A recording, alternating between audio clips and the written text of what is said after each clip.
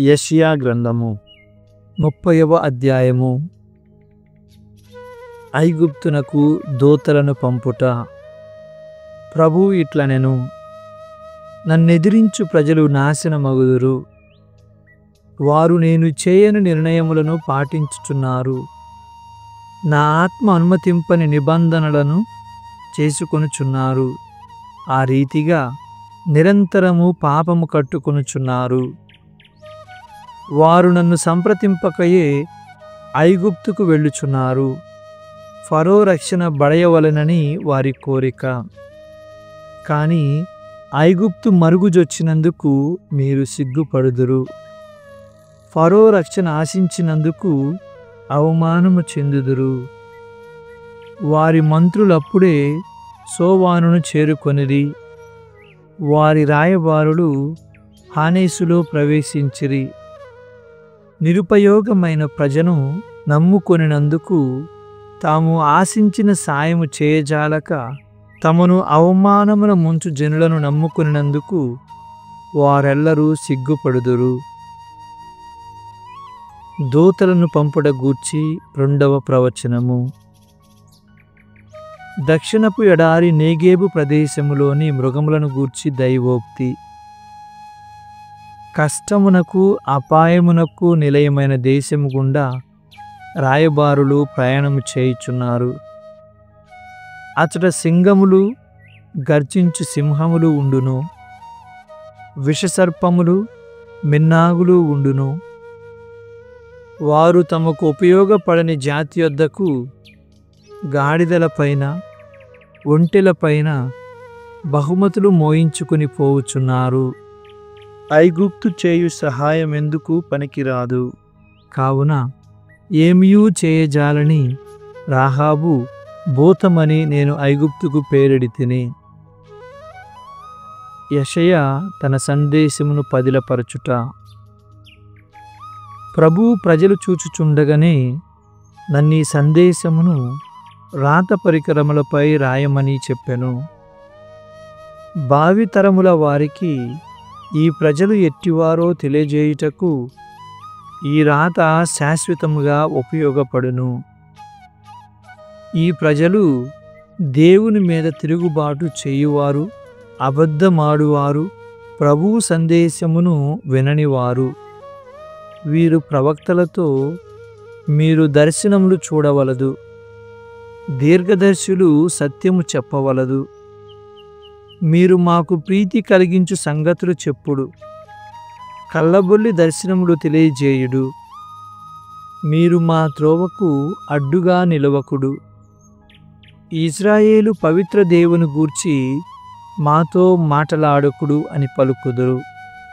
కావున ఇశ్రాయేలు పవిత్ర దేవుడు ఇట్లనుచున్నాడు, వీరు నా హెచ్చరికను నిరాకరించి మోసమును దౌర్జన్యమును అంగీకరించితిరి కనుక దోషులైతిరి. ఎత్తైన గోడ నిలువున నెర్రెవిచ్చి దిడీలున కూలిపోవునట్లుగా మీరును కూలుదురు. మట్టి కుండను ముక్కలు ముక్కలుగా పగులగొట్టగా ఓట నుండి నీటిని తెచ్చుటకు గాని, పొయ్యి నుండి నిప్పు కణికలు తెచ్చుటకు గాని ఆ ముక్కలలో ఒక్కటీ పనికిరాదు. మీరును ఇట్లే అగుదురు. మీరు నా యొద్దకు తిరిగి వచ్చి నెమ్మదిగా ఉందురేని సురక్షితముగా మనుదురు. నన్ను నమ్మి నెమ్మదిగా ఉండుటలోనే మీ బలము ఇమిడి ఉన్నది అని పవిత్రుడైన ఇశ్రాయేలు మహాప్రభువు మీతో చెప్పుచున్నాడు. కానీ మీరు అందులకు అంగీకరించుటలేదు. మీరు గుర్రములనెక్కి పారిపోవుదము అనుకొనుచున్నారు. సరే, మీరు కోరినట్లే పారిపోవుదురు. మీరు మా గుర్రములు వేగముగా పోవును అని అనుకొనుచున్నారు. కానీ మీ వెంటబడు వారంతకంటే వేగముగా వత్తురు. ఒక్క శత్రువును చూచి మీలో 1000 మంది పారిపోవుదురు. 5 శత్రువులను చూచి మీరెల్లరూ దౌడు తీయుదురు. కడన కొండ మీద పాతిన చెండాకర్ర తప్ప మీ సైన్యమున ఏమియూ మిగులదు. కాని ప్రభువు మీ పట్ల దయచూపుటకు వేచియున్నాడు. మిమ్ము కరుణించుటకు సిద్ధముగా ఉన్నాడు. ప్రభువు న్యాయవంతుడు, అతనిని నమ్మువారు ధన్యులు. ప్రజలు సంపన్నులగుదురు.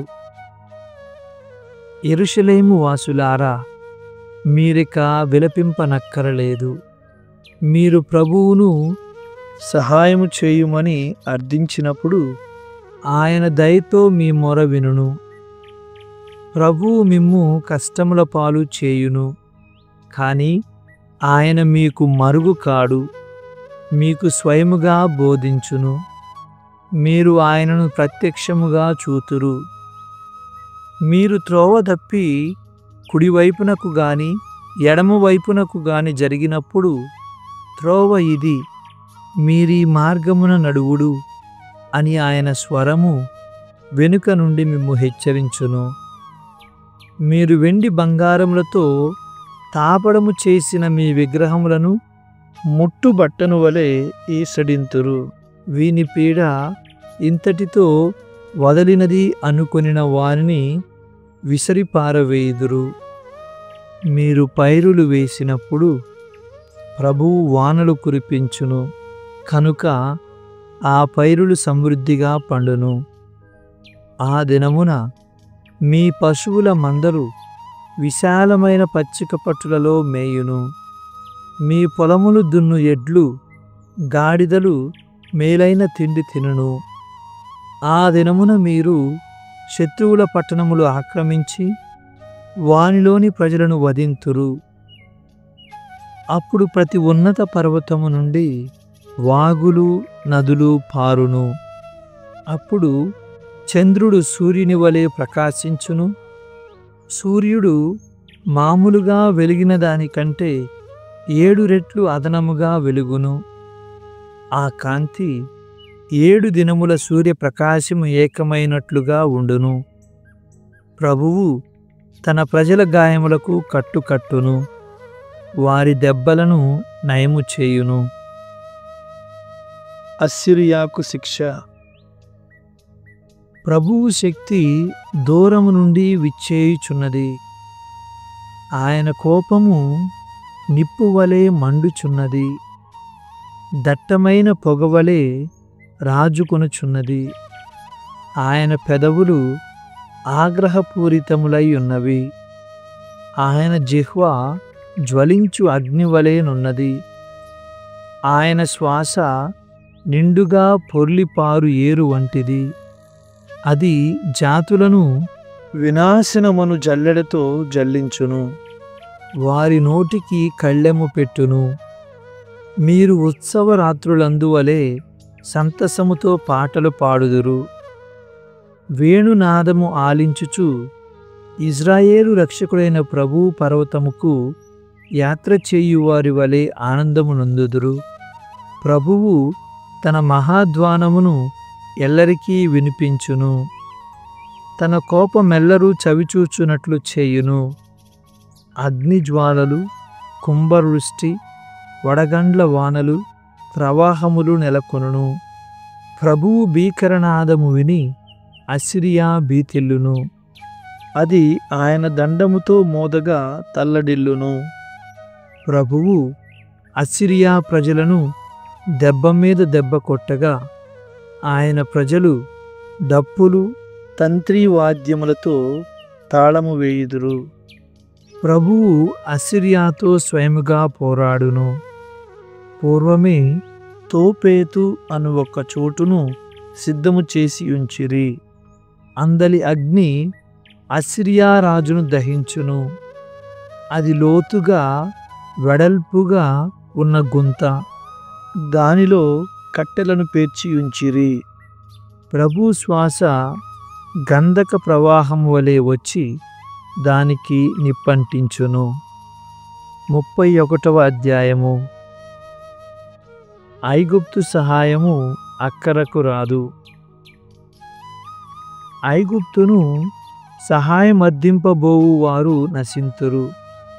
వారు ఐగుప్తు అశ్వములను, బలాఢ్యులైన పదాతులను, అధిక సంఖ్యాకములైన రథములను నమ్ముచున్నారు. కానీ ఇజ్రాయేలు పరిశుద్ధ దేవుని నమ్ముటలేదు, ఆయనను సంప్రదించుటలేదు. ఆయన వివేకవంతుడు, కానీ ఆయనకు ప్రజలను నాశనము చేయు విధానము తెలియును. ఆయన ఆడిన మాట తప్పక దుష్టులా దండించును, దుర్మార్గులను కాపాడు వారిని శిక్షించును. ఐగుప్తీయులు నరమాత్రులే గాని దైవములు కారు, వారి గుర్రములు సామాన్యమైనవి, వానికి అపార లౌకిక శక్తి ఏమీ లేదు. ప్రభువు శిక్షించుటకు తన చేయి చాచినప్పుడు సాయము చేయువారు, సాయము పొందువారు కూలుదురు, ఎల్లరూ మూకుమ్మడిగా చత్తురు. ప్రభువు అస్సిరియాతో పోరాడును. ప్రభువు నాతో ఇట్లు చెప్పెను, సింగము లేదా సింగపు కొదమ తాను పట్టిన ఎర దగ్గర నిలుచుండి గర్జించునే గాని తన చుట్టూ గుమిగూడిన కాపరులను చూచి వెరవదు. వారి బెదిరింపులకు అరపులకు దడియదు. ఆ రీతిగానే సర్వశక్తిమంతుడైన నేను సియోను కొండను, దాని శిఖరమును కాపాడుటకు పోరు సల్పుదును. పక్షి తన పిల్లల మీద రెక్కలు విప్పి వానిని కాపాడినట్లే సర్వశక్తిమంతుడనైన నేను యెరూషలేమును కాపాడుదును. దానిని శత్రువులకు చిక్కకుండా రక్షించి భద్రముగా మనుతును. నా మీద తీవ్రముగా తిరుగుబాటు చేసిన ఇశ్రాయేలీలు నా యొద్దకు తిరిగి రావలెను. ఆ దినమున మీరు వెండి బంగారములతో స్వయముగా చేసుకొనిన పాపపు విగ్రహములనెల్లా ఆవల పారవేయుదురు. అస్సిరియా కత్తివాత బడును, కానీ ఆ కత్తి నరులు వాడినది కాదు, నరులు వాడని ఖడ్గముకు అది బలియగును.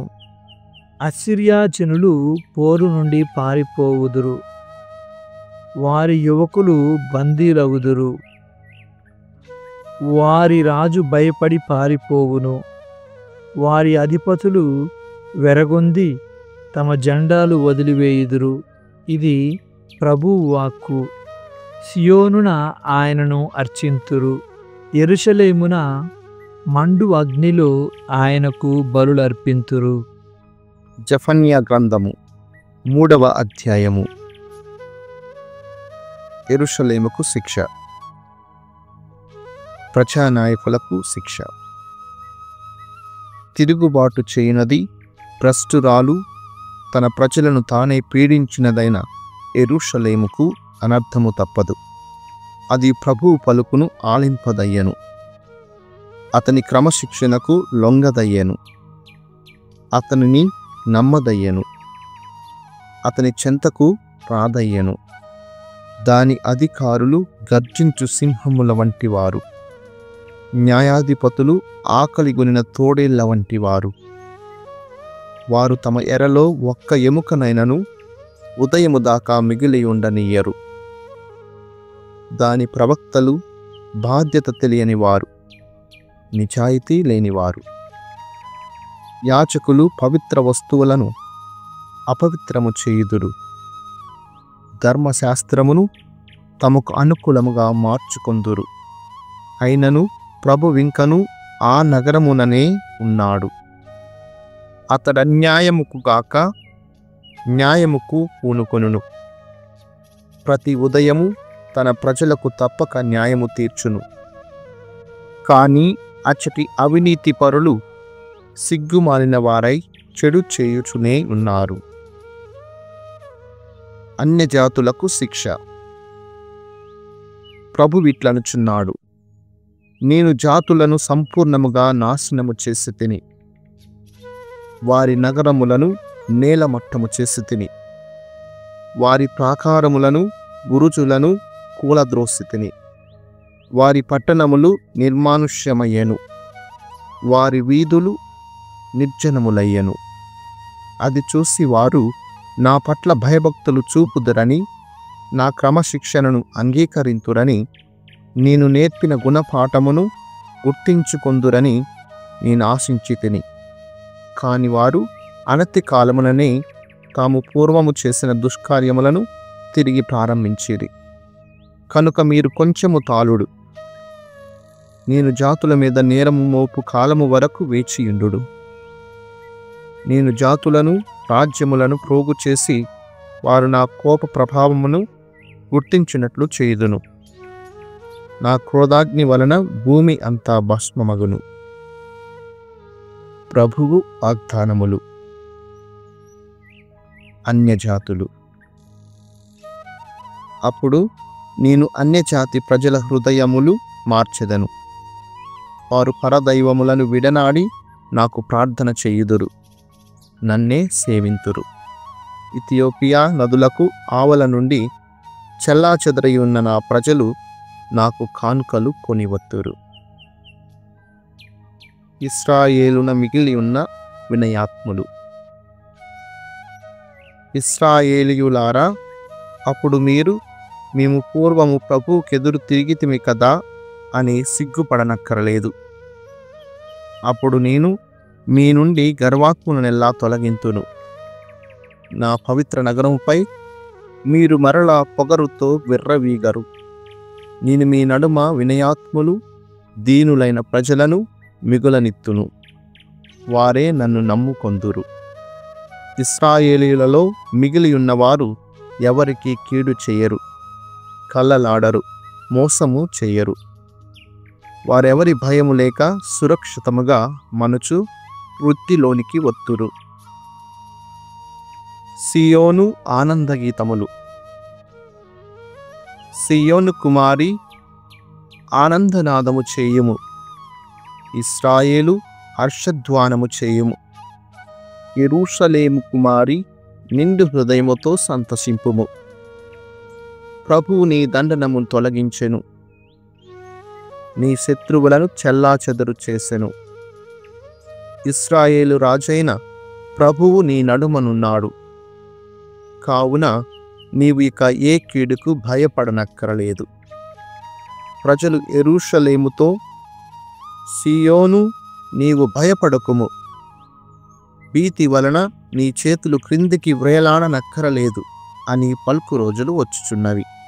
నీ దేవుడైన ప్రభు నీ నడుమనున్నాడు. ఆయన బలము వలన నీకు విజయము కలుగును. ఆయన నిన్ను గాంచి ఆనందించును.